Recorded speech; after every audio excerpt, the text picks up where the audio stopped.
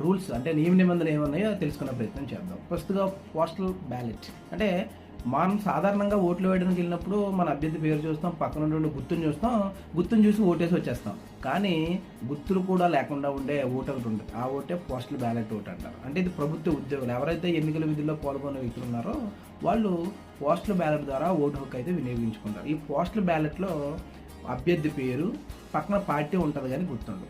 So ఈ postal బ్యాలెట్ని private వ్యక్తులు ఎన్నికల విధుల్లో ఉన్న వాళ్ళు అయితే వినియోగించుకోవడానికి మాత్రమే హక్కుగా ఉంది. ఇక్కడ పోస్టల్ బ్యాలెట్ పద్ధతిలో మీరు అభ్యర్థి పేరు, పక్కన ఉన్న పార్టీ పేరు మాత్రం ఉంటుంది. ఆ పోస్టల్ బ్యాలెట్లో పక్కన మీరు టిక్ మాత్రమే పెట్టాలి. ఇంకే విధమైనటువంటి మీరు సంతకం పెట్టినా పక్కన గుర్తు లేకుండా మీరు గుర్తు వేసినా సరే ఆ ఓటు అనేది చెల్లదు, అంటే నాట్ వ్యాలిడ్ అవుతుందన్నమాట. అంటే పోస్టల్ బ్యాలెట్ వేసేటప్పుడు ఖచ్చితంగా ఈ రూల్స్ అనేవి పాటించకపోతే మీరు వేసినటువంటి పోస్టల్ బ్యాలెట్ ఓటు అయితే నాట్ వ్యాలిడ్ అవుతుంది. కాబట్టి జాగ్రత్తగా చూసి ఓటేయండి.